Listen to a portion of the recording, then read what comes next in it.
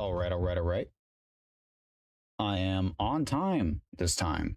Just surprising, because I wasn't last time. Hello, everybody. Uh, I'll go ahead and wait a little bit before I get too started. Check and make sure that this is running right. Test. Right. All right. And I still can't fucking see Kick Chat. God damn it. Let me pull that up on the side here.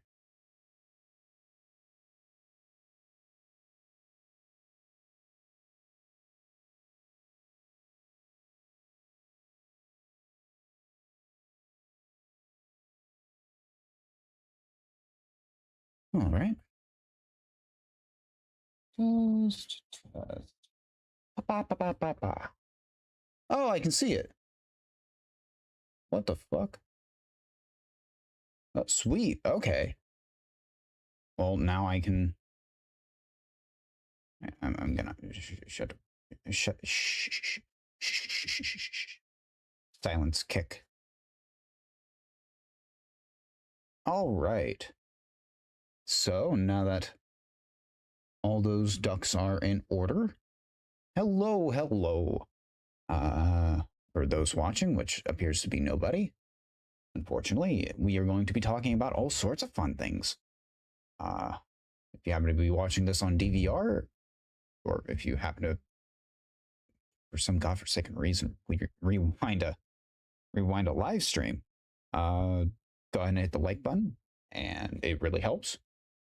And if you happen to hop in, even though by the time you really hear this, you wouldn't be able to, go ahead and chat, leave a comment.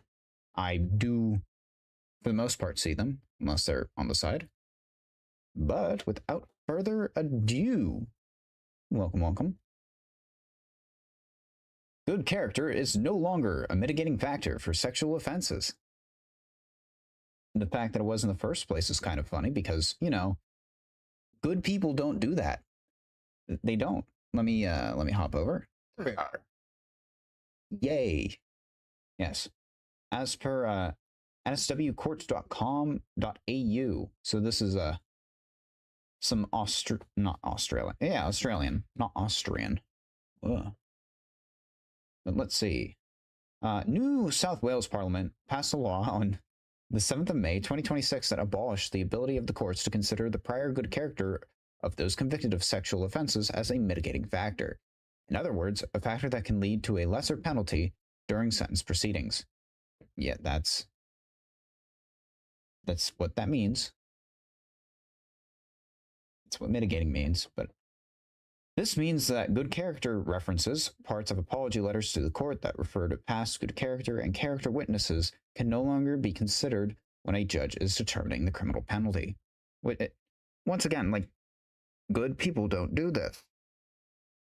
The fact that this has to be like a law is crazy to me, but it's Australia, so I'm not surprised. Character witnesses can no longer be considered when a judge is determining the criminal penalty to apply to a sexual offender. Initial push to abolish evidence of good character in all sentencing proceedings. Attorney General Michael Daly? I'm going to say probably Daly. Introduced the bill through the Crimes Sentencing Procedure Amendment, Good Character at Sentencing Bill in 2026. On the 4th of February, 2026. This initial Labor proposal sought to abolish the ability to use evidence of good character during sentencing proceedings for any criminal offense.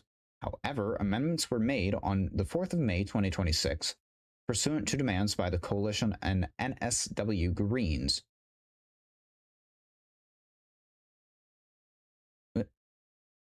Which ultimately confined the rule to sexual offense. Okay. So wait, I can use this on murder charges? Is that what I'm understanding? I think I'm understanding that, right? I'll just save it for then. Fine, be that way. Oh, it's the wrong button. Yeah. I'll just save it for then. That's the right one.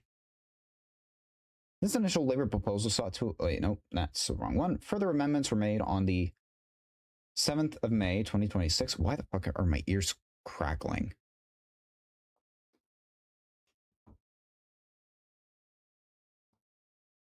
Further amendments were made on the 7th of May, 2026, which created what is known as a special rule for sexual offenses, sexual offenses, and the law was passed on that day.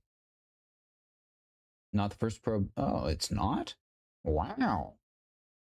Similar to a similar special rule was passed in 2008, which prohibits those convicted of CSO, underage SO, from having their prior good character being considered as a factor to lessen their penalty.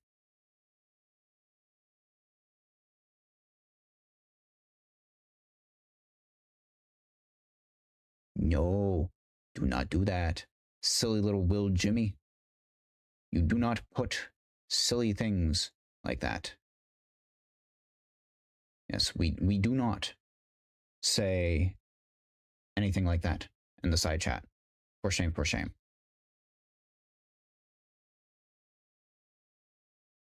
Okay, so they already made an exception like this for you know, kitty diddlers. Why didn't they just make one big thing? You know, all of it's bad. The child ones are like the worst of the worst. Why didn't you just do all of them all at once? Like, just all at once. Just do it then. I don't know. It's Australia. I don't fucking know what they do down there. A long-standing factor in sentencing, considering good character as a mitigating factor, goes back to the 18th century.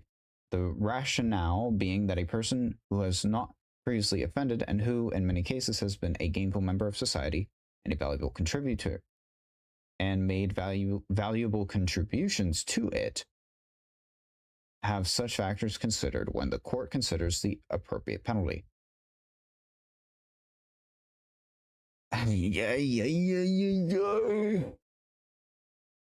People like this, they hurt me. It hurts me. The counter argument is that allowing those who commit serious crimes to rely on their prior good character can be unfair to victims that result in penalties that are less severe than they should be, which can in turn send a message that people can rely on their previous character to get off easily, hereby diluting the important sentencing objective of general deterrence. You know, for certain other crimes, that kind of works. You know, like jaywalking or, I don't know, like public disturbance. Like stuff like that. Hell, even being like drunk in public. How was this ever extended to anything beyond, you know, like petty, silly, like shenanigan offenses? I don't know. Australia, baby. Anyway, Labor wants to extend the prohibition, which that doesn't surprise me by any means. Legislation, attempted good character blanket ban. Oh. The majority of the NSW upper house, I don't know what that means in comparison, voted to amend the government bill in the manner in which the NSW, NSF, NSW Greens had progressed. Okay. Oh, New South Wales. That's what that stands for. The New South Wales Labor government sought to continue to remove the ability to raise good character as a factor in New South Wales criminal court cases in general, which, while extreme in its impact, does reflect a rising tough-on-crime streak emerging in this administration. And from everything that I've seen, granted, I'm not like the most versed when it comes to Australia, everything that I've seen come out of Australia has basically just been, oh, let's be soft, let's be a little bit, I don't want to say flimsy necessarily. Hold on, let me make sure that everything is okay. Oh shit, what the fuck? No, get out of here. Hold up. Wait, can I read into myself on YouTube? That'd be so weird.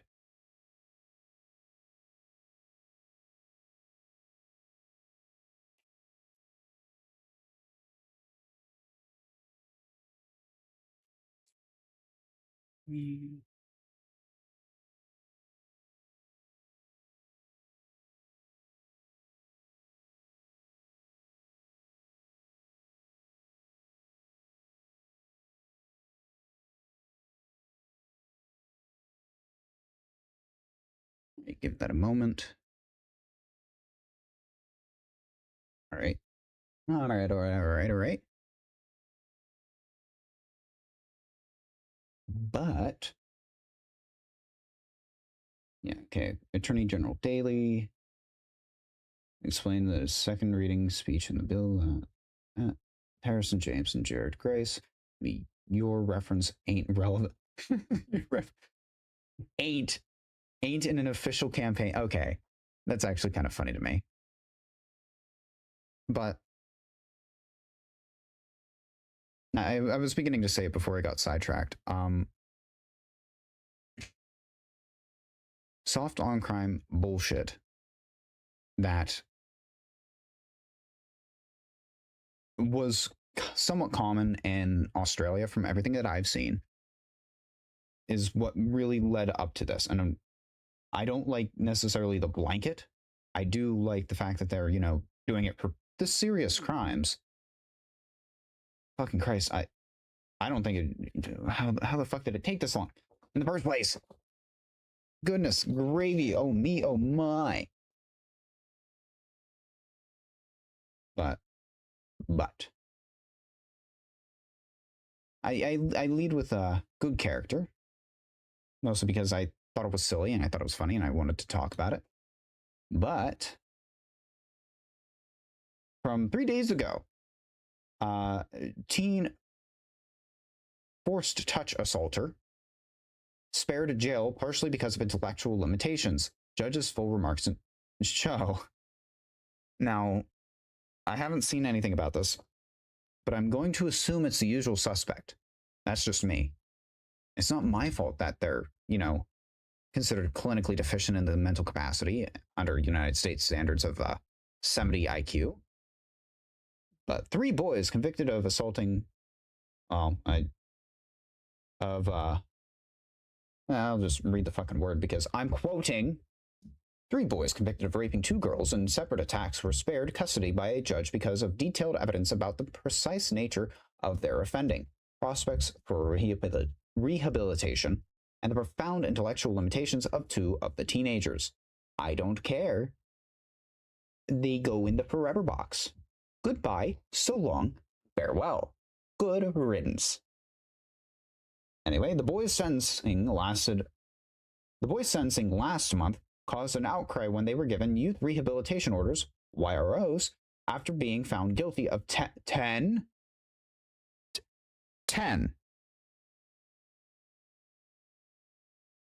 You see that shit? That shit right there? Right. Let me scroll up. Right here. Right there. 10. How does this happen? How does this happen? Britain isn't a real country.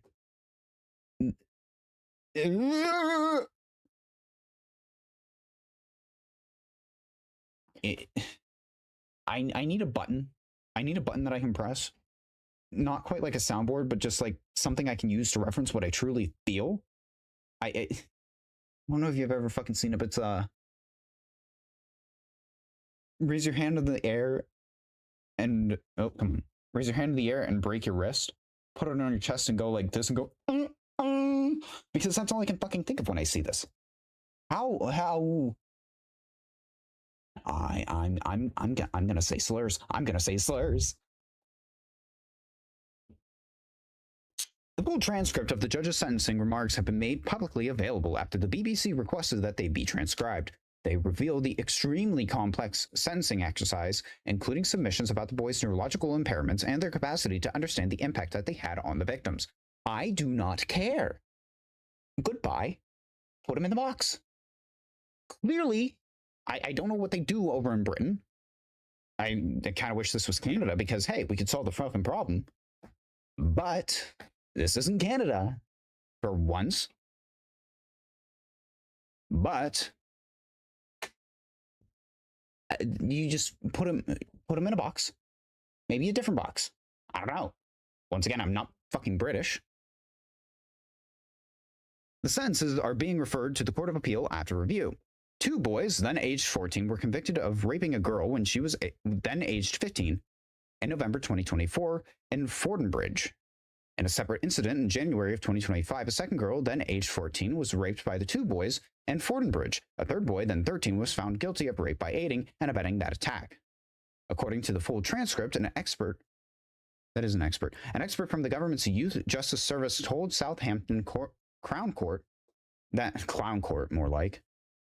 placing one of the boys in custody would be damaging given his complex intellectual impairments. I do not care.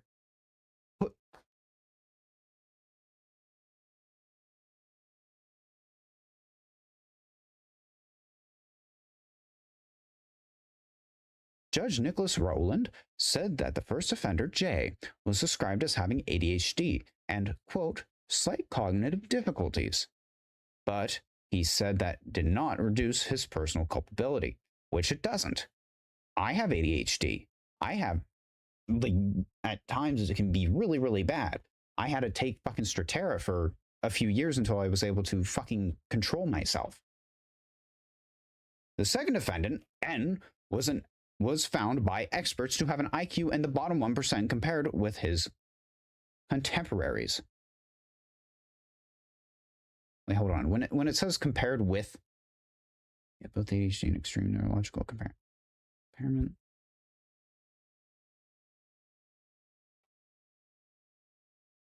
I'm curious as to what they mean by compared with his contemporaries. Like, are they just saying he was the dumbest out of all of them or not?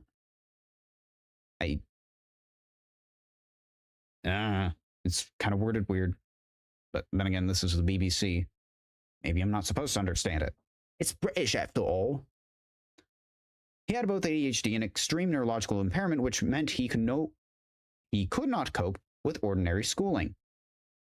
Butts to fuck to suck, I guess. His mother had described him as being more like an 8-year-old boy. I'm quite sure that N's culpability was reduced as a result of his profound impairments, Judge Rowland said. No, I don't care. Put him in a fucking box. Spared jail. Okay, I really hope that they throw them in a fucking, like, put him in the padded box. That's all I can hope for. His understanding of what went on must have been far more limited than a 14-year-old operating at a level without his deficits.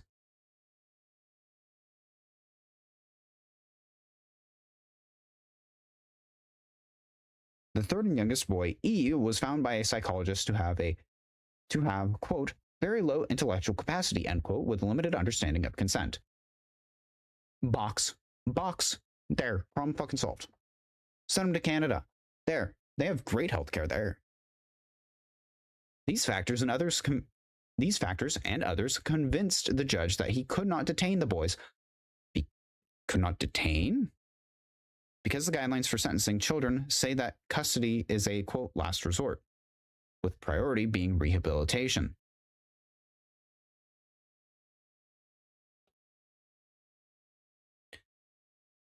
Ooh, so let me understand this. He could not cope with ordinary schooling. So one of these already is to the point of which that, an average kid goes to average kid school, would get, rehabilitation. He's already beyond standard rehabilitation, so he's going to get a fucking special treatment there, I assume. I don't see how we have to worry about this being a last resort. Because he didn't do it once, he did it twice. Well, then again, the boys' sentencing last month caused an outcry when they were given youth rehabilitation orders after being found guilty of 10 counts of rape between... Okay, 10 counts between them. Okay.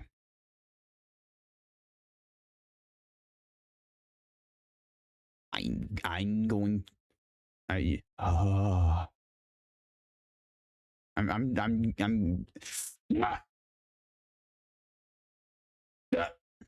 Okay.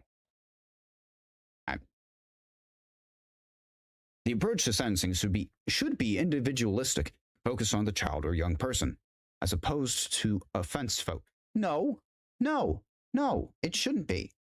If anything, it should be a mix of both. Sure, I could definitely hear the argument for that, but not when it comes to this. If you have someone who is too fucking stupid, that's what this boils down to. They do not understand the consequences of their actions. They cannot be allowed in modern society. It's unfortunate, but it's a reality. You got to put them in a box. You do. You don't let your demented old grandma drive around the street. What happens if she suddenly forgets which pedal's the gas pedal, or where she is, or what she's doing, or what her name is? You can't let her drive. You do have to limit her. You have to limit what she can and cannot do. It's unfortunate, but that's the reality of it. Because it's an impairment. These children are impaired. They should not be allowed out. They should be given a nice, healthy stay in a nice, padded building. Either they get an all-paid expenses trip to Canada. One of the two. I don't care which. I don't like rapists.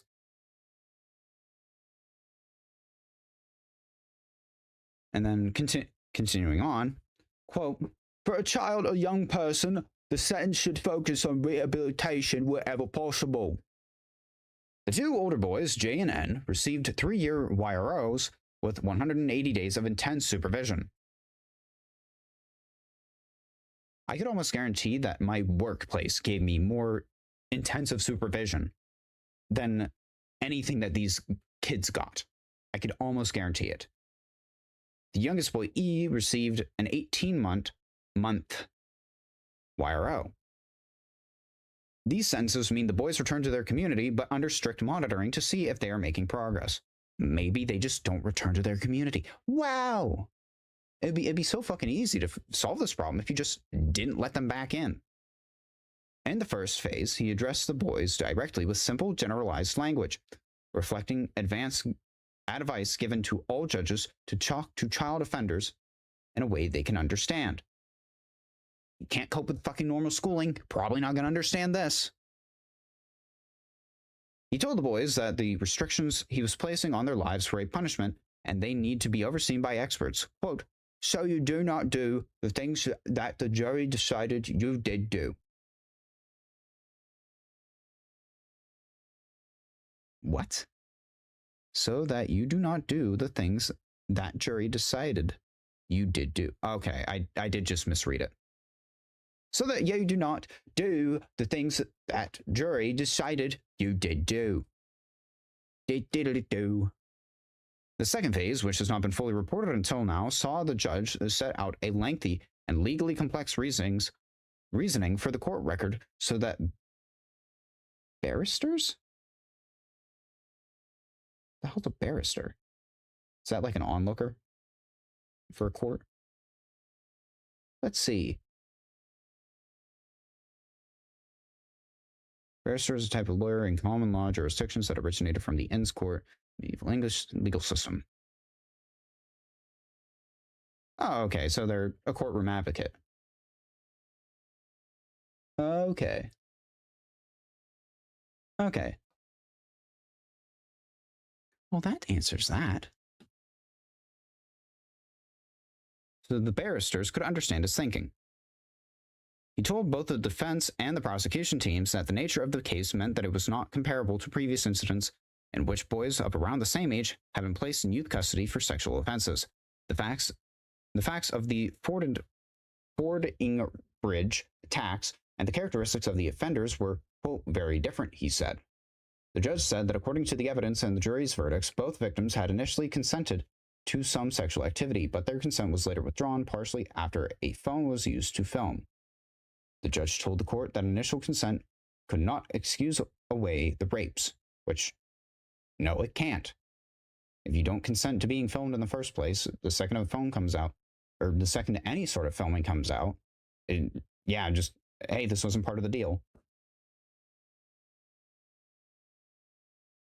He also said that he reviewed accusations that the boys used a knife in their attacks, but after listening carefully at trial and reviewing the available CCTV footage, he was, quote, sure that did not happen. Well, you know what the legal system in Britain's like when it comes to knife crime. I don't think you were, mate. To quote a very wise, officer. I'm sure that even if oh wait, hold on. I'm sure that even with a knife present, I'm sure that even if a knife were present, it formed no part in any alleged kidnap and then forced sexual activity in any of the phases.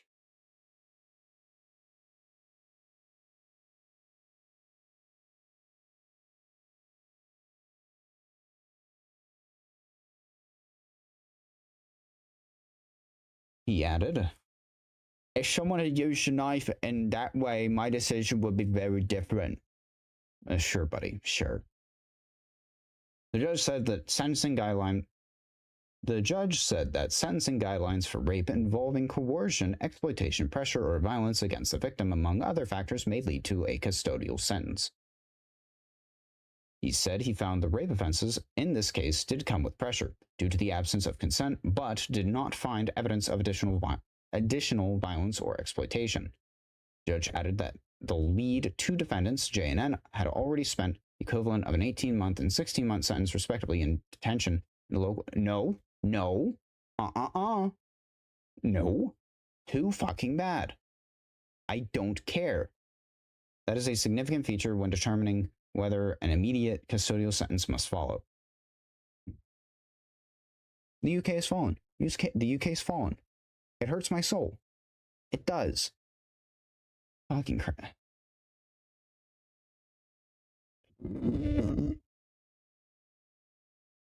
But in other news, and happier news, as of today's the 8th, 3 days ago, the New York Post, murder charge dropped after Arkansas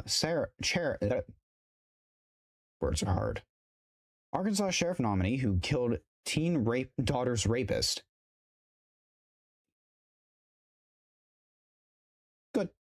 Good. I mean, I wouldn't even use that Proverbs. I would use the one that literally just says, if a man takes a woman in the field and she cries out against him, then he is to be struck down with a sword. I personally would use that.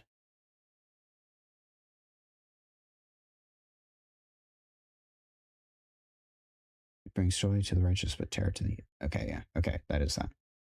But, yippee! At least some good news before I get into the following stuff. And following after that, the myth, Uncle Fester himself, Fetty Wap Fetterman, vows to ditch hoodie pursuit if Graham Plattner can prove he didn't send dick pics to minors. Senator John Fetterman, a Democrat of Pennsylvania, he is a dino. I love him. I love this man. Pledged to wear a suit, quote, every day, end quote, if embattled Maine Senate candidate Graham Plattner can prove he didn't send, quote, dick pics to minors. The extraordinary hoodie challenge came during Fetterman's appearance on Fox News Saturday in America, where he referred to Plattner, who admitted that he had an active Kik account while newly married, as P. Hustle, Plattner's username. The term drew a headshake from interviewer Kayleigh McEnany. Quote, P. Hustle, there's a great chance you can just prove all these people that you're dropping those dick pics and saying these things to were over 18. I will wear a suit every day in the Senate, said Fetterman, who's become Plattner's foremost critic in Congress. He wore a signature black hoodie during the interview and regularly wears shorts when working in the Senate. You can set the record clear and provide all of those texts and those of conversations that you were having as newlywed. just before you were going to run for the Senate, Fetterman said. Transparency, he added, noting the site has been probed for hosting underage users. Democrats are scrambling to contain the damage after Plattner admitted to sexting women, quote, soon after being married. Then faced a New York Times report where ex-girlfriend Lindsay Fifield accused him of twisting her arm during an argument and locking her in a bedroom and keeping her there until she was, quote, calm. Plattner has denied the allegations and has not been accused of any unlawful activity with minors. His campaign did not immediately respond to the Post's request for comment. McEnany was asking Fetterman about earlier comments to Fox News host Sean Hannity, where he issued a more sanitized version of his challenge to Plattner. This guy that had a problem with me, how I dress, but he seemed to have no problem posing in a towel at a disgusting website that consistently had serious problems about that kinds of depravity. He said he told Plattner to release the messages if he had nothing to hide. Which, when I turned 18, one of my first votes was in fact actually to the Fetterman vote when he was first running. And I won't lie, when I heard that he had suffered a stroke, I didn't want to vote for him. If I could go back in time and tell myself, I 100% would have voted for him. He completely has subverted my expectations time and time again, aside from consistently voting with Democrats on some really stupid shit. But in all fairness, vote with the party 9 times out of 10. I can understand it because that's what Republicans do. But still, Uncle Fester hitting him with the straight baller. Just, hey, do this, man. Bet you won't. But continuing on, Libby from the hit podcast, the Timcast, she also writes for the New York Post. That's what it was. I want to say the Washington Post, and I was like, no, that's not right. But her Libby Emmons, did you guys know that DHS permits Sikhs to carry their weapons into secure government buildings even when no one else is permitted to carry their weapons? Which I didn't know that. That's crazy. I'm going to identify myself as a Sikh, and I'm going to carry around a gun knife because I'm an American Sikh. And quit doing that. Sorry, my hand gets allergic to tracking software.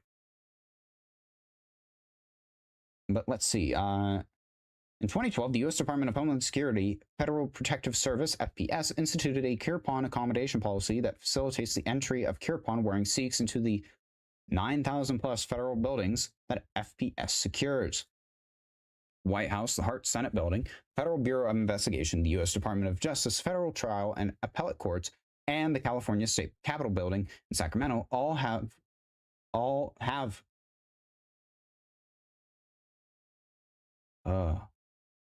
provided accommodations to Kirpan-wearing Sikhs.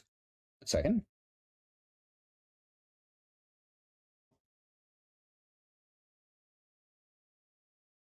The U.S. Equal Employment Opportunity Commission. Fuck. Gotta get out of that water.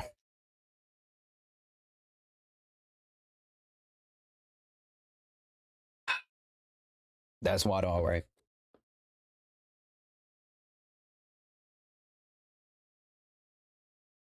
The U.S. Equal Employment Opportunity Commission has litigated a favorably settled at least 2 separate cases under Title VII of the Civil Rights Act of 1964, protecting the right of Sikhs to wear kirpans in the workplace. CEEOC v. Heartland Employment Services, LLC, DBA, Manor Care Health Services, Citrus Heights, case number 208CV00460, FTC, DAD. That's a whole fucking lot. Holy shit. Employers including AT&T, Boeing, Kroger, and Salesforce also provide coupon accommodations to Sikhs. Employers normally provide accommodations because a number of secular objects found in most workplaces are often as or more dangerous than many What? Excuse me? When's the last time you've heard of a man bludgeoning someone to death with a fucking crucifix? Huh? What the fuck are you talking about? Are often as or more dangerous than many sheathed kirpans.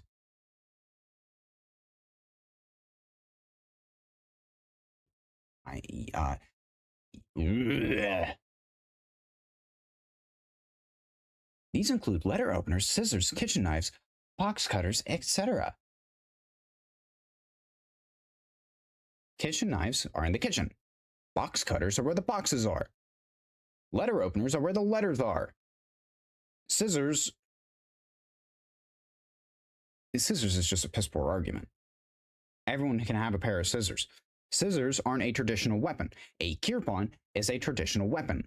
As someone who has made knives before, I can tell you that. It is a fucking knife. I don't give a shit. Anyone who makes the argument that, oh, a kirpan is just a religious item, it doesn't have any other meaning, is a fucking imbecile. Because the entire purpose of the kirpan is literally to only be drawn to defend the religion. It is a literal, it's supposed to be a self-defense weapon. Pardon me. If anyone knew anything, they would know that. But people don't know that because people just want to say, it's not that big of a deal. It's not a real weapon. It's no more of a real weapon than a concealed carry pistol. If it's not in use, sure, it's not a weapon, if you really want to make that argument. But the entire purpose of the object is to be a weapon when push comes to shove.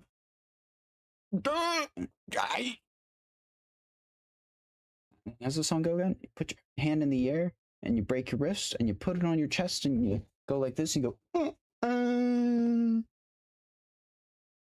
Oh, yeah. In school and university accommodations, public school districts nationwide routinely provide accommodations for Sikh students in elementary through high school to wear kirpans in school, which they fucking shouldn't. I do not care. If you can have a religious exception to wear a weapon, I don't give a shit if you're not going to use it. It's still a weapon. If push comes to shove and someone wants to use it, they have access to it if they can incapacitate a child. It's not just about the Sikh, it is about the people around the Sikh. If it were a private school, okay, a private school, that's completely different. That is up to the people who fund the private school, i.e. the people who go to it. But if it's a public school, everyone goes to a public, or not everyone, there are private schools after all. But you can't control who goes to the public school, at least until they decide to do something and then the school kicks them out. Unfortunately, though, that never happens.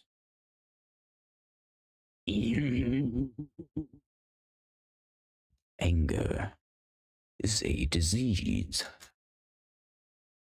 Public and private schools and universities normally provide accommodations because a number of secular objects found in classrooms are often as or more dangerous than many sheathed kirpan. And here's something to note. They're specifying a sheathed kirpan.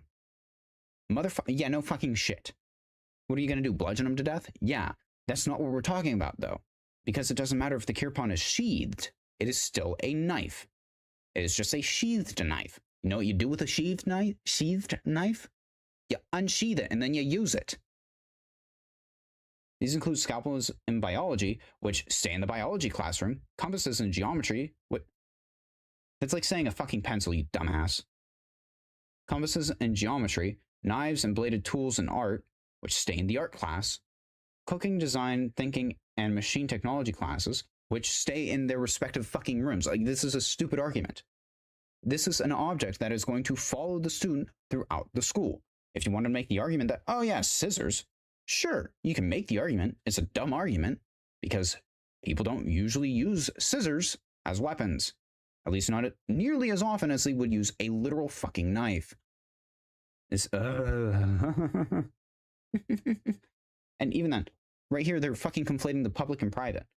Private schools can do whatever the fuck they want. Private universities can do whatever the fuck they want. Public schools? Nuh-uh. No, I do not care. You do not get the privilege to just magically do whatever the fuck you want. You follow the fucking rules that everyone else has to follow. If I can't have a knife on me because I'm not a Sikh, you can't have a knife on you because you are one. I don't care. Anger. In somewhat happier news, authorities seized over 100,000 fake degree certificates in Indian H-1B fraud bust. What? The Indians don't have actual degrees? The Indians that come from a country that have Indian degree mills? The ones that will basically write down on a piece of paper in their poop smears because they fucking still half the time wipe their asses with their left hand? I'm not making that up. I'm not fucking making that up. Look up the communal eating bowls from way back in the day. You gotta be fucking kidding me. Good. This is a good thing. I'm not angry about this by any means, but oh wow, what a fucking surprise. Fake degree certificates? 100,000 of them? Death. Instant. Be gone with you.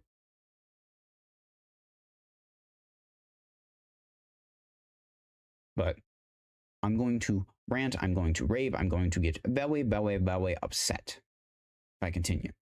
Which is why I'm not going to, which is why I'm going to shift over to something that is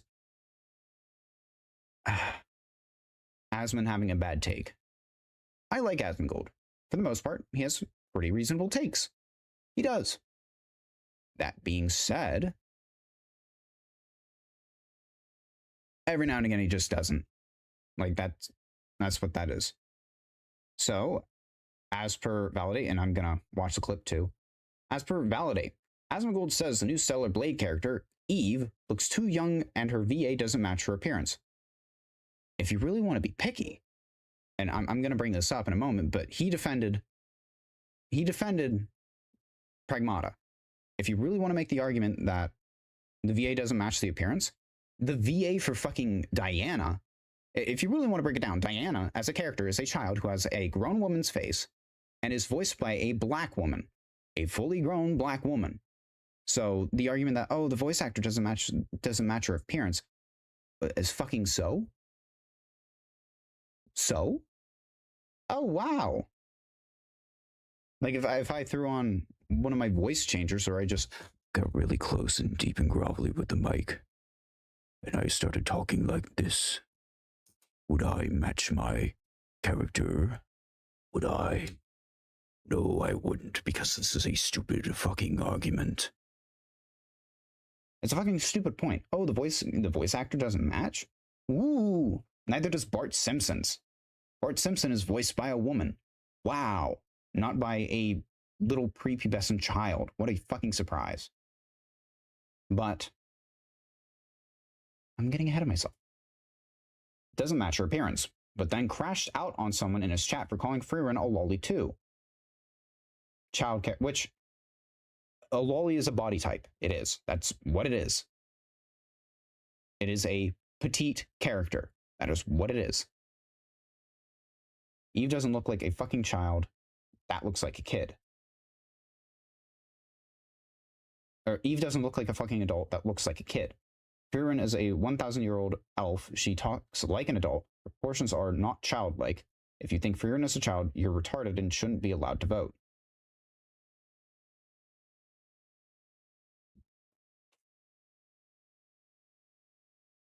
And I can't fucking spell. Oh, fucking Christ. It's literally right here. I'm getting so pissed off that I can't fucking remember. Right, it's German. It's fucking German. Why do I forget that?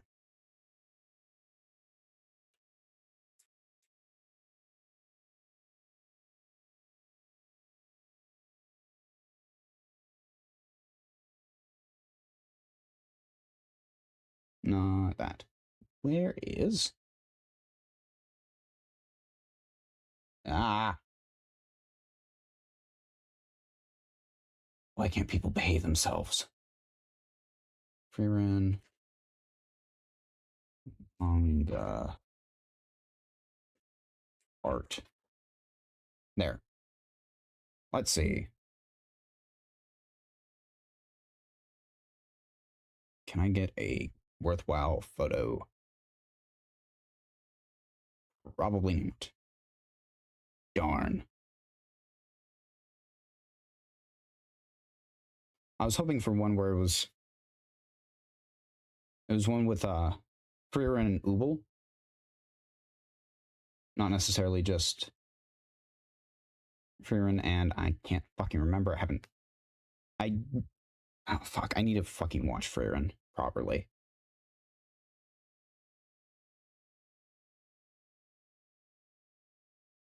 But long story short, the actual, like, for instance here, characters over here, this guy, Stark's like 16. I can never remember her name because I'm a fucking imbecile. But she's also like 16. As you can tell, there's a notable difference. If my memory serves, throughout the show, it's remarked that Frieren looks incredibly young. She is small, she's petite, she is a lolly build. That's what she is. That being said, not Skinny? No, silence.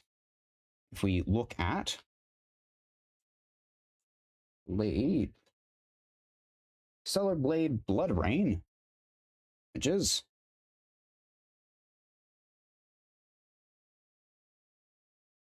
where is a good photo? Not that one. Not that one either. God damn it.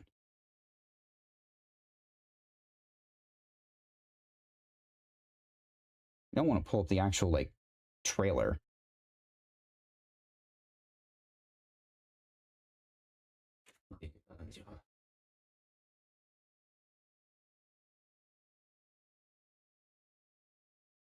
Why is it Batman then? When you need something, you can't find it. There's one scene in the trailer that it's like a bunch of people walking past. Let's see, actually, will it? Yeah, here. That's not a child. Like, by all intents and purposes, probably going to be an average height for a woman. And I understand that it's probably been a little while since poor Asmongold here has seen a Korean woman, but fun fact, Korean women just kind of in general look like this. Not that tab. Here, there we go. They generally look like this. They aren't very big and busty. I don't know if you've met many Korean women. They're just not. They're usually of a petite build. This is AI, so this isn't a good example. Where is? Oh, come on. I guess I can use this one. Silence, Epic. Here. Generally round face. Generally soft features. Round face, soft features.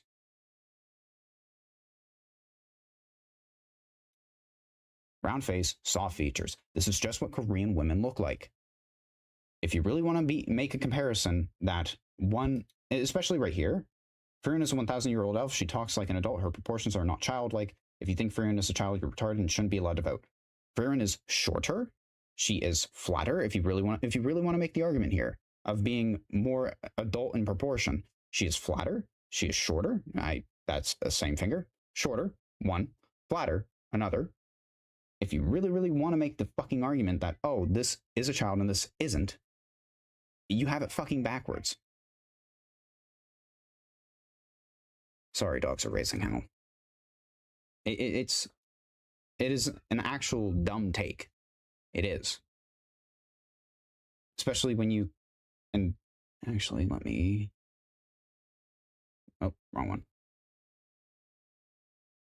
Rain.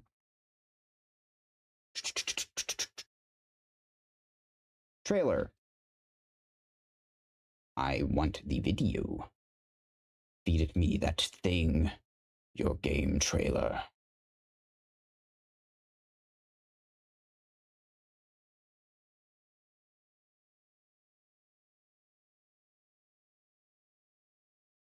if it'll load.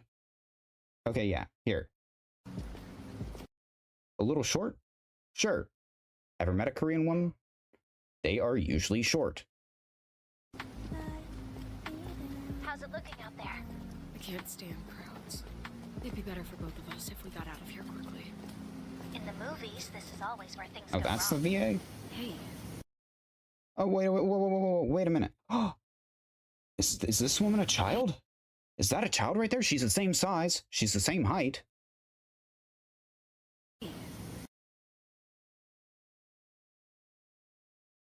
But anyway, let's hear what Asmon has to say for himself, rather than just taking Validate's words for it. Played, right? And a lot of people are really angry at me for saying this. They say woke individuals be like, we love women as long as they're androgynous, have broad shoulders, and a man jaw, look feminine, we hate women. And so I responded back to this. I was like, not gonna lie, I think this character looks too young, and I don't think her voice actress matches her appearance either. Even the first game was perfect. This one I'm not as big fan of. Maybe I'm becoming an old man. That's just my 2 cents. Still looking forward to the game, though. You're becoming an old man. I'm sorry, Asmon. You've officially reached Unk status. So this got a lot of people mad. It did. It got a lot of people pissed off. I'm Asian. My sister looks like that. She's 26. I don't know any. So here's the way I see it. All right, pick a side, bro. Let me see if I can show. Where's the that one photo? Like, I mean, I'm sorry, but if you look at my Instagram following list, you would know that I am an expert on this. That doesn't look like a fucking adult. It doesn't. Probably has never seen a Korean woman. Because what was this little trip up right here? Maybe I'm becoming an old man. That's just my 2 cents. Sorry. Got a lot of people mad. It did. It got a lot of people pissed off. I'm Asian. My sister looks like that. She's 26. I don't know any. So. Yeah. Asian women look young. That's what Asian women do. It's a magic trick. Some people envy it. But Here's the way I see it, all right? Pick a side, bro. Let me see if I can show. Where's the that one photo? Like, I mean, I'm sorry, but if you look at my Instagram following list, you would know that I am an expert on this. That doesn't look like a fucking adult. It doesn't. I'm sorry. That looks like a kid. Yeah, it does. She could pass for 19. I don't think so, bro. I don't. And I'm sorry, you defended Freerin, though? Because Freerin's not a lolly, you fucking retard. What are you talking about, Freerin's a lolly? She's a 1,000-year-old fucking elf. She talks like an adult. She has adult tendencies. She never acts like a child. Her proportions are not childlike. She has a role of an adult in the anime. There is nothing about Freerin that is childlike in any capacity. Actually, my OC is a 1,000-year-old dragon lady who is so incredibly strong and powerful. Like, you're literally doing the exact same thing that lolly enjoyers, the bad kind, you know, the ones that actually get off to a lolly, and those guys are fucking weird. Just saying. They're fucking weird. I'm not defending them. I am, however, going to say that you're literally making the argument that they make. She talks like an adult. She walks like an adult. She does an adult role because she's the strongest and she's in charge of her entire clan. This is a fucking stupid take. If you think that, you are retarded. You are retarded and you should not be allowed to vote. If you think Freerin is a lolly, you should not be allowed to vote. She is literally a lolly. She is a petite woman. That is a lolly. Now, granted, not all lolly. I'm using my right hand. Not all lollies are women. Or not all lollies are adults. Not all adults are lollies.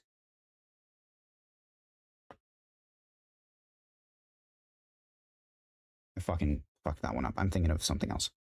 Yeah, not all women are lollies. All children are lollies. You do not do the children lollies. And if you're into adult lollies, that's fucking weird, but okay. This whole argument right here with him saying, oh no, you're just retarded. No, this is just you being wrong. Asman. I know he's never going to see this, but this is just a dumb take. That's the, and I'm doing the exact same thing that he's doing with, nope, you're just wrong. No. And if you really want to be picky about the fucking voice actress,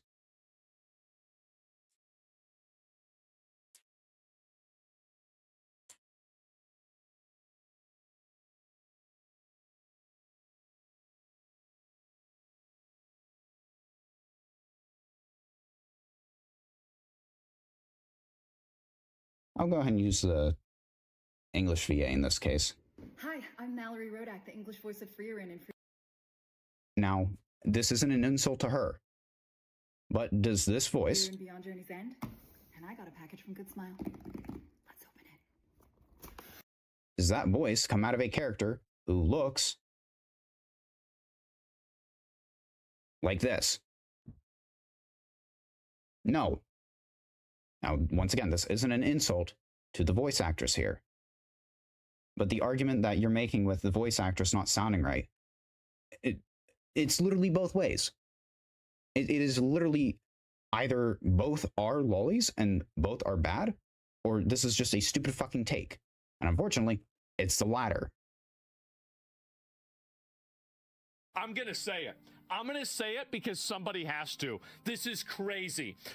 These people are insane. They're insane. It is the amount of intentional, deliberate, like drawn out misunderstandings that they do for no reason. What are they doing with this? This is outrageous. What the fuck is wrong with them? So get them, Roach King. Yes, exactly. And so, damn, instant rage bait. It is. I'm rage baited by this because these people are dishonest. They're liars. They're liars. No, it's not dishonest. Quite literally, Freerin is, by all intents and purposes, a lolly design. She is a petite woman. If you're going to make the argument that this... Let me find a good example.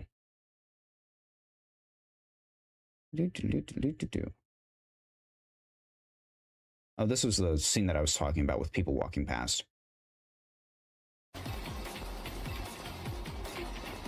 Yeah, other adults that are her height.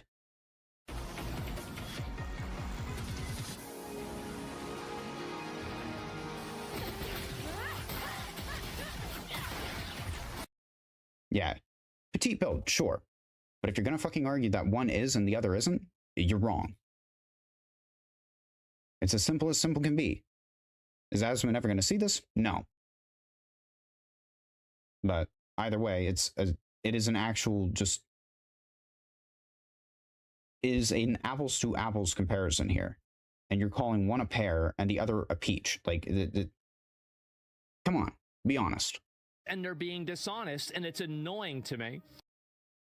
Oh, yes. Just because you don't agree with what they're saying doesn't mean that it's dishonest, Asman. You can have a bad take, it's okay. But if someone calls it out for being a bad take, because it is, at least be honest and understand what they're saying. And that men can't date them because they look like a kid? Are you saying that? I'm just going to permaban you for asking me that question. Oh, I want, hold on. I mean, it's not true at all. It's wrong. What about it is wrong or not true? Let's find out.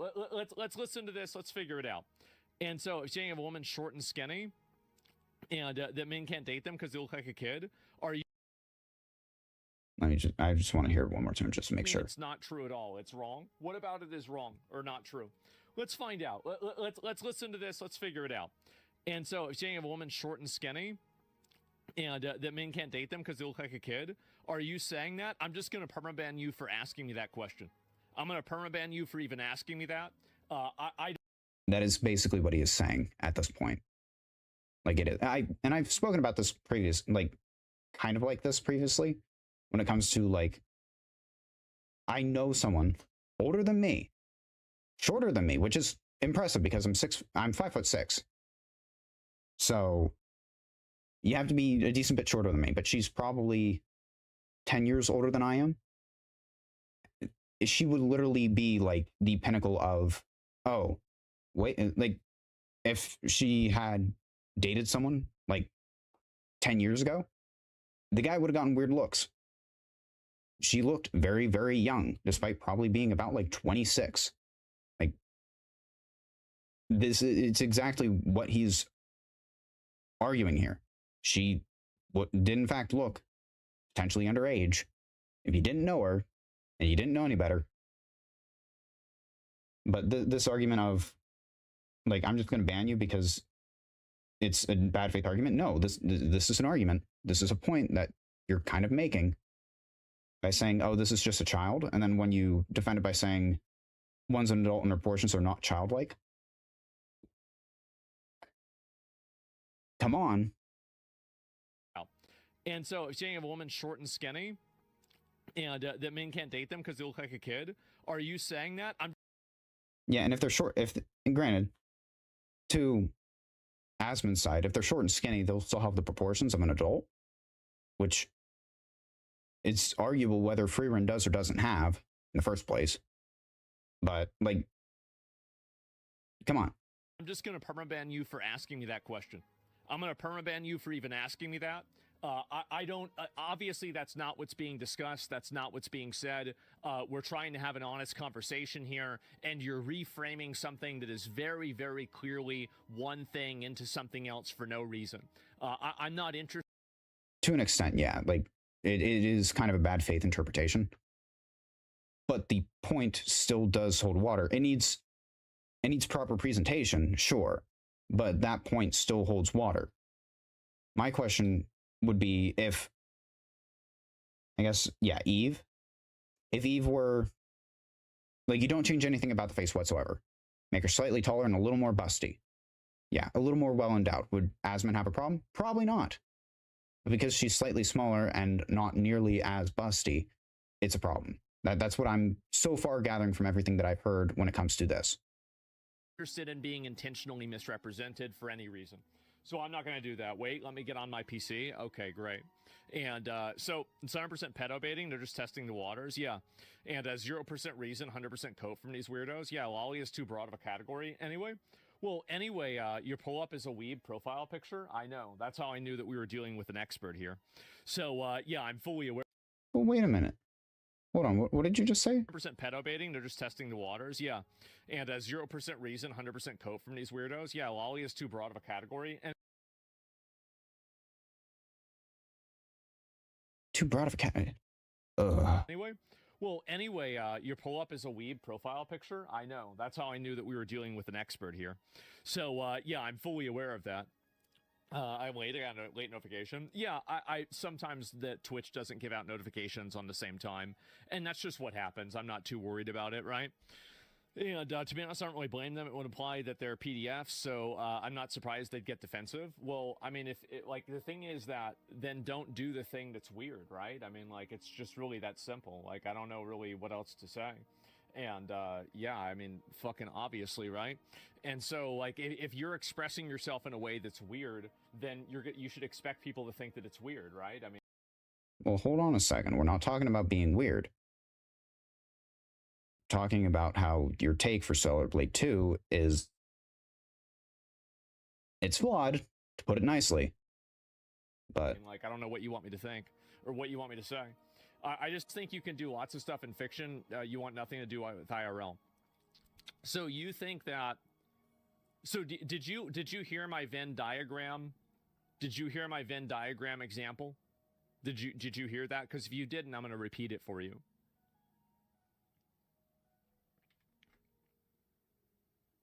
No, let's figure this out. Let's go into this.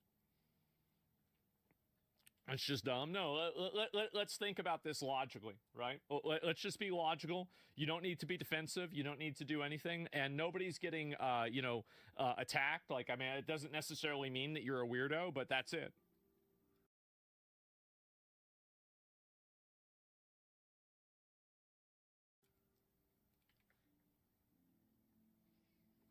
We'll see what he says.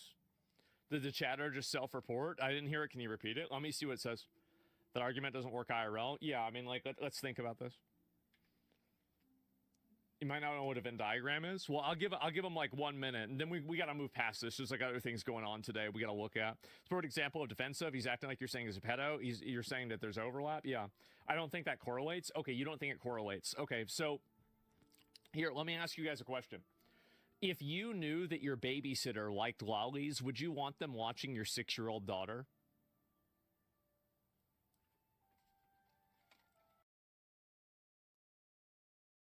Counter argument. If someone watched, I think it's Magica Madoka? Madoka Magica? It's one of those two. And yes, I understand this is kind of niche, and I understand what he's saying. If someone liked, you know, kids, he's insinuating that it's all lolly enjoyers are potential pedophiles, which you can make the argument, sure. But if I knew someone who watched, like, Magica Madoka, or whatever the fuck it is. Fuck, I can't remember. Too many M's and too close of a fucking connection. But the argument that you're making here, would I trust a lolly enjoyer to babysit my 6-year-old daughter? I wouldn't trust anyone that I didn't know with my 6-year-old daughter. This is a stupid argument. Because there's a lot more factors than just, oh, do they enjoy lolly or not? Do I know the person? That would be my first question. At which point in time, it would be a matter of the person rather than if they were a lolly enjoyer.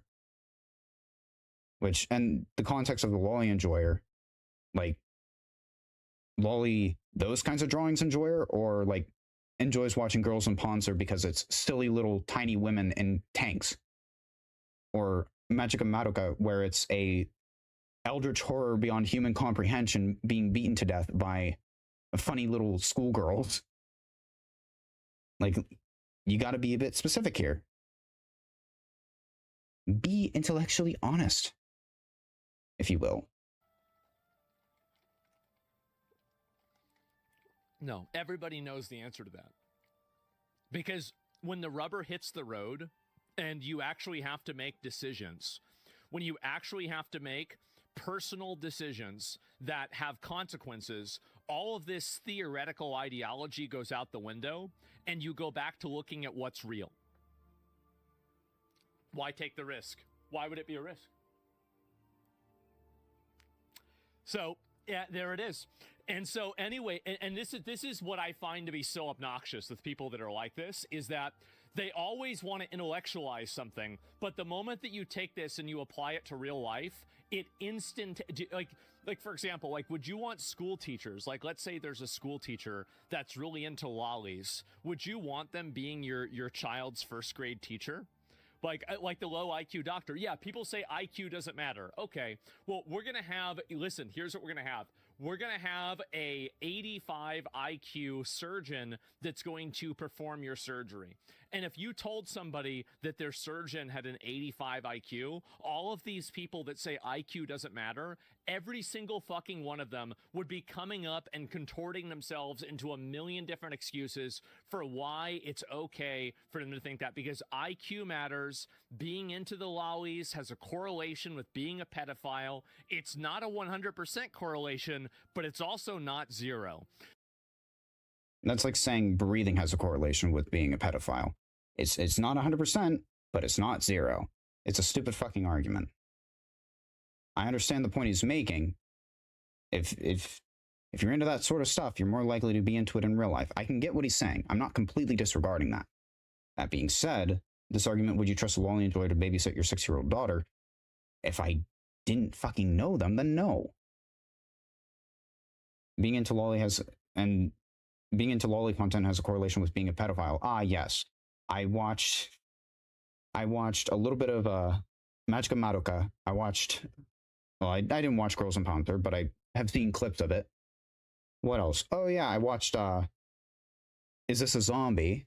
I watched a certain scientific index or railgun. I watched a certain magical index. I watched a certain scientific accelerator. All those have lolly characters in them. Oh my god. Oh heavens me. Now, granted, I would fucking kill myself if I were a pedophile, but this whole argument is being into lolly content is just horseshit. It's dumb. It's a piss poor argument. Now, if it were lolly hentai, okay, now we can have a conversation. Because there's a correlation there. But just lolly content, gotta be a bit more specific than that. But, oh yeah, and then this is the Venn diagram itself. I was able to find it. Yeah, general population. And these Venn diagrams are actually wrong here. And I can explain why. Out of the general population, pedos are within it. They aren't magically separate. They're a small portion of the general population. It would be more accurate to have the general population be a big circle and a pedos the itty bitty, like tiny polka dot thing on the inside. Because that would be more accurate. And then lolly enjoyers and pedos. Now you can argue that maybe the circle is larger, but it would be the same. Well, no. Actually, no, I'm wrong there. Because some like guys, like boys, and that's extra sick. Ugh. For more than But, different news. As per Nick Sorter, breaking, Carmelo Anthony's defense team has rested in his murder trial after they were absolutely smacked by their own witnesses. The jury has been dismissed for the day, being called back tomorrow for closing arguments from both sides. This looks like a plea deal is a no-go. And when I was at work earlier, I was, I think it was around 3:15. Quartering made it aware to me, or brought it to my attention, that there was like an extra long recess for an extra long lunch recess. I guess this is the culmination of that. But I'm quite curious to see how this is going to go, because it's not looking good at all for the alleged murderer. He hasn't been convicted yet. But other news by Sarah Fields. When I left the courthouse on Friday, and this is yesterday's news. Yeah, this was earlier today. This is yesterday. When I left the courthouse on Friday, multiple individuals approached Sippy and me. I don't know who Sippy is. I think I missed a post, because over the weekend I was not paying attention to Twitter whatsoever. When I left the courthouse on Friday, multiple individuals approached Sippy and me. They were yelling and brandishing multiple firearms. One of the men initially displayed a pistol that was slung outside of his shirt and held it at a low ready position. The individuals were clearly making sure that we saw the firearm as they approached. Afterwards, Sippy sarcastically remarked, "That's a badass." The man then responded, "Oh, I bet you didn't see this one," before lifting his shirt and brandishing another firearm that was positioned near his waistband in the center. Oh, he's got the the cock Glock. Not to be confused with the Gluck Glock. Or the cock Glock. Cock Glock? Don't do that. Do a potluck instead. Sippy immediately escorted me to our vehicle, and we left. I'm not here to give these people any of my time or attention. I'm here to report, as I have been for the past year. It's sad that it's come to this. They are angry that I'm doing my job. Behavior like this is exactly why we have increased our scrutiny measures and are taking additional precautions. A large number of the men in the parking lot carry firearms. A large number, Christ, I can't read, of the men in the parking lot carrying firearms have identified themselves as members of the Black Panthers. I do not know whether the individuals who approached us were affiliated with that group or not.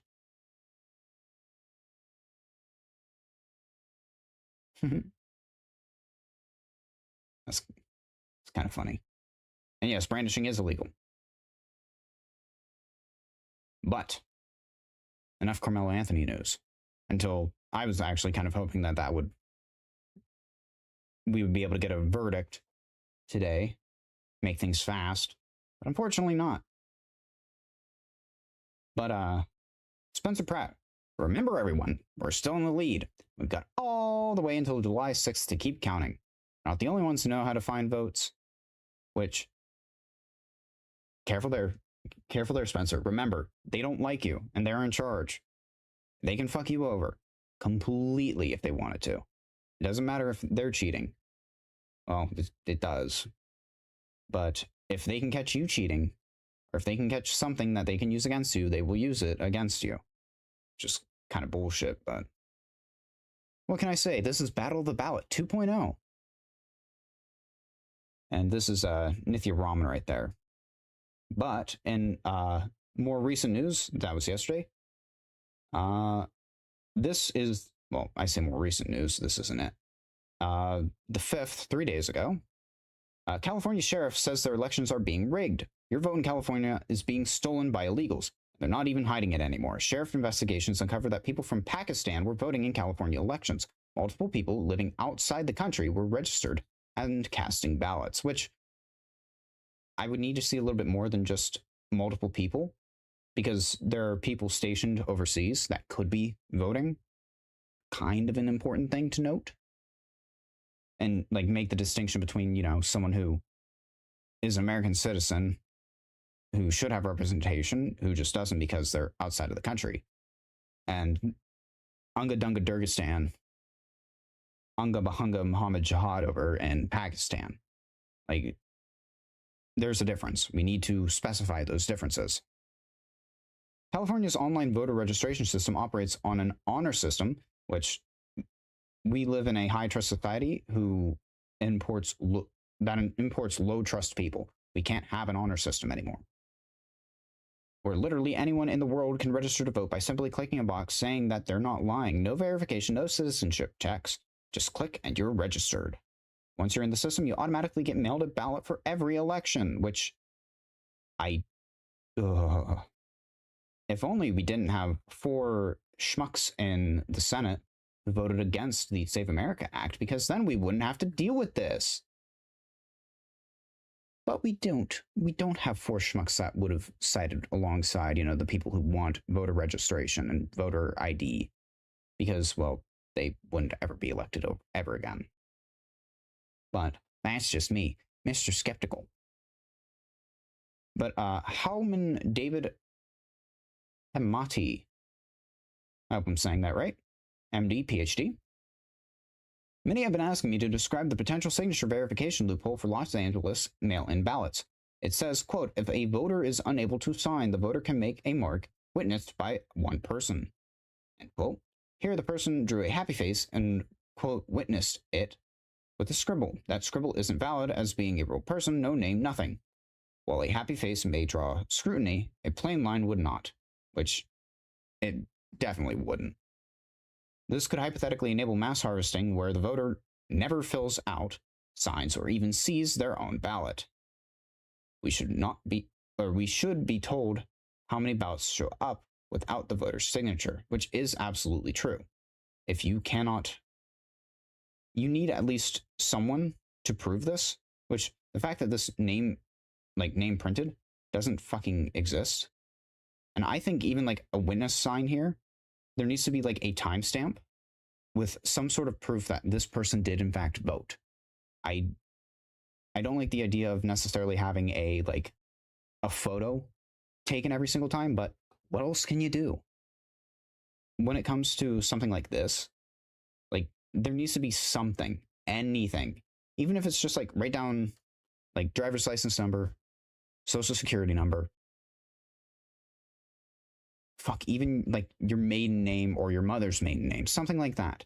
Something that can be used to prove that it is you. But we're never going to have that because why the fuck would we?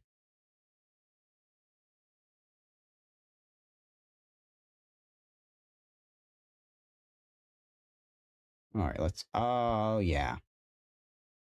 I think if you're homeless, you shouldn't be allowed to vote, but that's just me personally. So the most concentrated batches of mail-in votes for Nithya Raman post-election came from Skid Row, where tens of thousands of homeless people live, with no addresses or phone numbers to verify them. That sounds about right. And just friendly reminder, we do actually have a mathematical equation here. It's just a little funky. And as per leading report, unfortunately, as of yesterday, Nithya Raman defeats Spencer Pratt after days of mail-in ballots, after days of cheating an election. But happier news. Humane Society of Tampa Bay saves feral cats by putting them to work. The Humane Society of Tampa Bay is looking to put feral cats to work. These are felines that don't necessarily belong in a home, but still can be taken home. ABC Action News reporter Robert Boyd shows us how their Working Cats program has become a paw print for the rest of the state. Well, I'm inside the Working Cats barn here at the Humane Society of Tampa Bay. That cat is fucking pissed. Oh my god. Look at that guy. And this here is Twinsy, one of about 15 Twinsy wants to remove your face from your body, dude. Be very careful with Twinsy. feral cats up for adoption at any given time. Our Working Cats program was one of the first in the state. These are feral animals that have been turned in as strays, and through the behavioral enrichment assessment, we've decided shouldn't end up back in a living room, but they still serve a purpose. They can't purpose. You see what I did there? The Humane Society of Tampa Bay has a reason to smile. They are saving hundreds of feral cats every year by putting them to work. If you have a garage, a brewery, a warehouse, any kind of outdoor facility where you may get some rodent issues, you know, the occasional rat or something like that, these guys are a perfect fit. Magnanimous Brewing recently adopted 2 feral cats from the Working Cats program. Just a more kind of organic, natural way for, pest control and things of that nature. So a lot of the times just having the smell of a cat in your outdoor working area is going to defer any rodents from coming there. And over time, these furry coworkers often do become furry Cat does not enjoy this. friends. As guests leave, they'll see them through the window, and they like to have pictures with them and things like that as well. So they become like an attraction here. Yeah, to a degree, yeah. And all the owners have to do is provide food and water.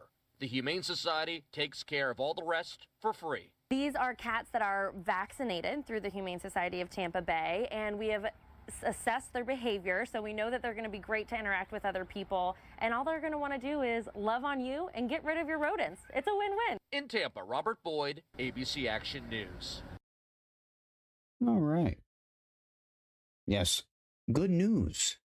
You can, in fact, put feral cats to work. Did you know that the cats in the park, they're free? You can just take them home with you. In other news, I saw this and I was kind of curious because the name Ethan Ralph kind of stuck out to me. I don't know why, but as per Moshi Moshi Moan, Ethan Ralph, convicted revenge pornographer, recipient of numerous domestic violence restraining orders by multiple women in multiple states, who has been caught on video and on audio issuing threats of violence and death, as well as having many testimonials from women claiming that he threatened to rape and murder. Women claiming he threatened to rape and murder. I think that's supposed to be them and their families, has decided to sue him. Sue Moshi Moshi Moan. I'm quoting Moshi here. Being a well-known alcoholic and drug addict with a functional IQ of 91, I have no doubt that this genius idea was fed to him via his Discord boyfriends, whose legal expertise includes asking Google, reading that one Wikipedia article 2 whole times, and a full, in-depth conversation with ChatGPT.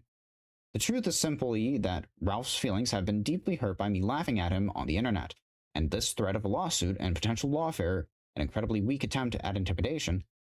As a terminally ill cancer patient, I have no doubt Ralph hopes the stress and anxiety of a court case would be detrimental to my health, and that he can attempt to use the court system to enact some sort of petty revenge. Damn, Moshi Moshi's terminal? Fuck, dude.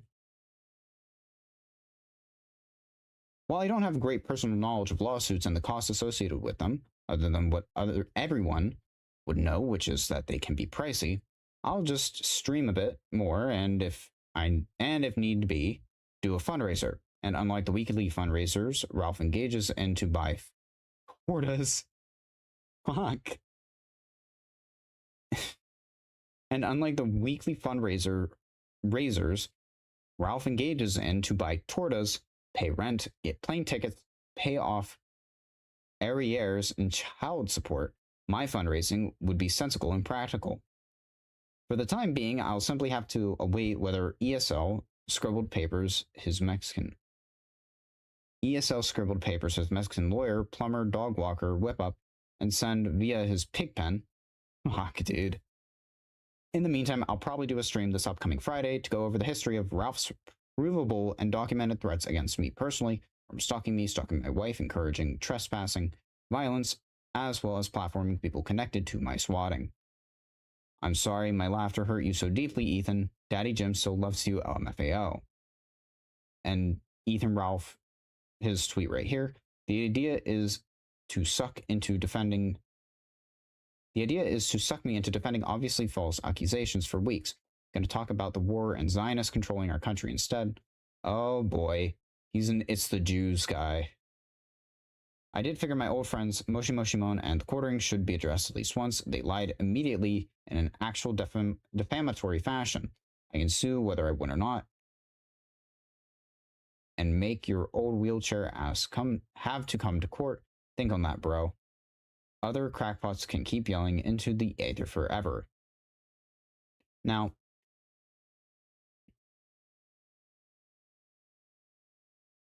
I can still sue whether I win or not and make your old wheelchair ass come to court. Think on that, bro. So you're threatening a lawsuit. Yeah, okay. You're a fucking loser. What a fucking idiot. Oh yeah, I have this. As per yesterday, Lammy's bombshell. Police should factor in skin color. And yeah, exactly, Jay Stewart. What the actual fuck? Deputy Prime Minister and Justice Secretary David Lammy has just admitted police should take the color of someone's skin into account when dealing with crime scenes and policing. Which, if it's for like a description of someone, sure. I mean, like, depending on the crime, you could, make a stereotype, sure. And you can go based on that, like, oh yeah, this took place in the Bronx. It's probably going to be a black person who did it because that's the majority of the people. Of course, unfortunately, that isn't what's probably being talked about here. He starts with, we're all equal. Okay, yeah, it's not about that. Yeah, it's going to be, but the blacks are innocent but angels and they need special protections, isn't it? He starts with, we're all equal before the law, but then declares because of disproportionate ethnic minority arrests and prison stats, don't do crime, won't do time. Problem fucking solved. Disproportionate ethnic minority arrests and prison stats, context can matter.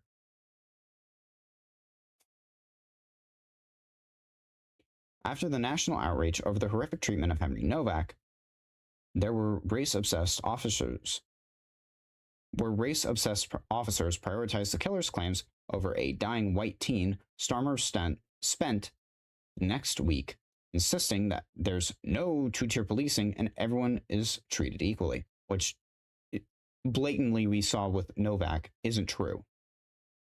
You immediately, instead of deciding, oh yeah, let's make sure that this guy wasn't stabbed. Hey, let's call in an ambulance just in case. Didn't do fucking shit. But definitely not two-tiered. Of course not. Now his own Justice Secretary openly says that race-based context is fine. Absolutely astonishing admission. Which, yeah, it's surprising you would be that dumb as to say it out loud. This is outright race-conscious policing from the top while they gaslight Britain that it doesn't exist. To account. And here's, I believe, an interview involving the guy himself, Mr. Lammy here. But on principle, you are saying, just clearly, let's focus on policing. The police should take into account the color of someone's skin. We are all equal before the law, so that is not the starting point, but it is the case, recognizing that in our country, it is still the case that on arrest, on prosecution, conviction, I'm afraid in our prisons, ethnic minorities are disproportionately in the criminal justice system, so context can matter. But on principle, you are... I wish that this was a little longer, because it seems like they're cutting him off before he can explain further. I mean, granted, it's just going to be word soup, probably. But the point still stands, like, let him finish.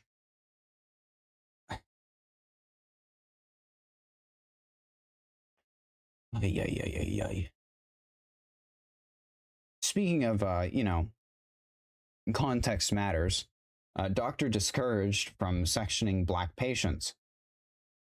NHS doctors are under pressure not to section psychotic black patients to avoid appearing racist. The Telegraph has uncovered numerous examples of NHS policy documents and mental health bodies calling for detentions of black people to be reduced to tackle inequity. Fun fact, black people are more likely to develop schizophrenia than white people or Hispanics. Now, why that is, don't ask me. I'm not a doctor. But if you know anything about schizophrenia, it can make you do some pretty wacky shit, including potential violent outbursts. If they're prone to a violent outburst, and you know that they are prone to a violent outburst, I don't give a shit. You will treat them as though they're going to do a violent outburst on you. And how do you treat that? How do you deal with that? Simple. You put them in the fucking box. That's what you do. Simple as. The Telegraph has uncovered... Oh, wait, not that one. Doctors have criticized the policies as scientific illiteracy and jumping on bandwagons. Not necessarily. If you have someone who is psychotic, you section them off. It's worth noting not to section psychotic black patients. So, whoa. What if they weren't black? Could you section them? Would it be fine? If yes, it doesn't matter if they're black. This whole thing is, oh, why the black ones? You're just seeing the black ones. We already got all the white ones out. Yeah, they were the bigger problem because there's more whites than blacks. But 9 current and former NHS psychiatrists reported being encouraged to limit the number of black patients they section under the Mental Health Act. To avoid them being overrepresented. If there is a overrepresentation problem, I personally would want to know for 2 reasons. One, if there's an environmental factor. If all of these people are coming from the same spot, I want them to get the treatment that they need. I don't care if they're psychotic, as long as, they're in the facility. But if there's something that is a common occurrence, like if there's mercury leaking into the water and it's affecting their mental health, mercury affects everyone. I would want to know if potentially this is like a mercury-induced psychosis because they've lost brain functions, or if this is a potential like pesticide that's fucking with their head. People should know this. How do you know this? You section them off and you check them. You look into them. You try to figure out what the fuck is wrong with them. Boo fuckity who that they have to be sectioned off. If they're psychotic and violent, they should be. Problem solved. If they aren't violent, I don't give a shit. They shouldn't be sectioned off then. As long as they're not hurting anyone, big fucking whoop. Black people are 3.5 times more likely to be detained by mental health services than white people. Once again, they're more likely to develop schizophrenia than white people too. Womp fuckity womp. That's just the nature of reality. In response to this, the NHS has rolled out positive discrimination policies. It's discrimination. It doesn't matter if it's positive. It's discrimination. It just is. Because if you're being positive to one group, you're being negative to another. It's as simple as that. I wanted to say neutron for some reason. That's why I paused. However, doctors warned that higher rates were not the result of racist mental health system, but linked to risk factors such as social disadvantage.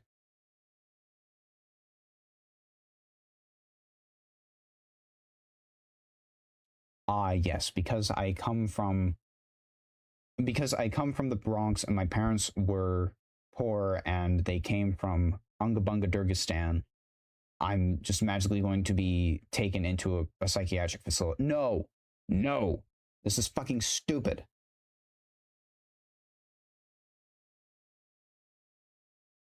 Ugh. To an extent, living circumstances I can see. If you live in like an abusive household, migration, what the fuck are you talking about? Social disadvantage? Like that living circumstances, that kind of is part of living circumstances. Oh no, my dad isn't rich. I am magically going to become retarded or something. That's fucking stupid. Like the only thing here that has any sort of like merit is specifically the living circumstances, and that's it. However, wrong one. Psychiatrists said restrictions on sectioning mentally ill black patients deprived them of the care that they needed and increased the risk to themselves and to the wider. Yeah, exactly. Exactly. And this goes back to like the positive discrimination policies. They're policies. Like, the policies that were already there before the discrimination policies were there for a reason. Maybe, just maybe, if you keep them around, instead of playing the fucking farmer's fence game of, oh, I haven't seen the need for this. Oh, I haven't seen the need for this. Oh, I haven't seen the need for this. I'm going to tear down the fence. You're letting the wolves in. Are you fucking kidding me? Anyway, one former NHS doctor said, once a patient has psychosis, we shouldn't perform sociology, to perform medicine, which I'm not a sociologist or a psychiatrist, so I will take their word for it. And the issue of race and sectioning has come under intense scrutiny during the Nottingham inquiry into Vlado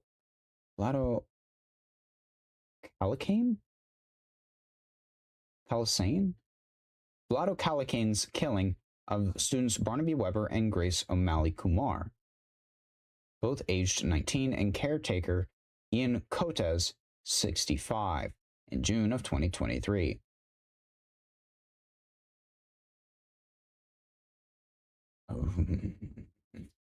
And this goes on for a fair bit, but it's, come on, like, let's be fucking honest here. If they're having an issue, you take them, you put them in the box so they can get help. Am I like having a fucking, am I having a tism moment? Is my ass munchers too strong? Am I not seeing the forest for a tree here? Like, I don't understand how this is such a hard concept. If you treat everyone equally, if there happens to be a higher disparity between a race for whatever reason, at least then you can identify the reason and hopefully you can fix it. The best way to fix this is to be honest and to confront it directly. But they'll never do that. Why would they? Because that's racist or whatever. Anyway, last one, because I've been going for a little while now, ranting and raving. Say his name. Louis Areba, 56. Husband, father, and grandfather killed in Houston by repeat felon London Hogan on Saturday. Hogan. There we go. Hogan was on probation for assault. If only we kept him in the fucking box. I don't understand how hard this is to understand. If you do a violent crime, congratulations. You go in the box, you stay in the box. No leaving it until you are proven innocent. Or you're not. Until you're not proven innocent. Like, no leaving until your time is done. Whether that be through being proven innocent and you're let go by the court, or you're found guilty and then you have to stay in the box until your appeal comes through. Come on. Let's be honest. Shit like this is what makes people upset, what makes people angry, what makes people potentially racist. Ay. Oh yeah, friendly little reminder right here.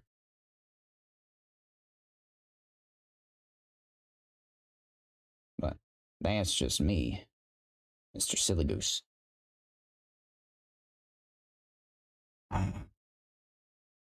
But to prevent myself from tweaking out too much, I don't have anything more that I'm going to be doing.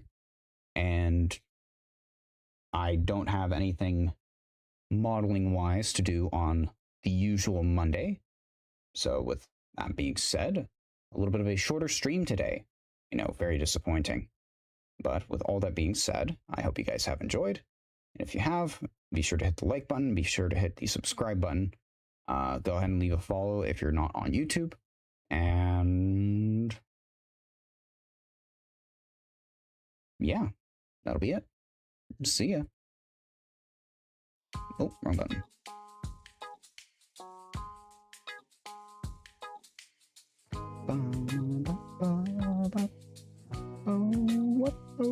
What? Let me see if I can get you someone on Twitch, actually.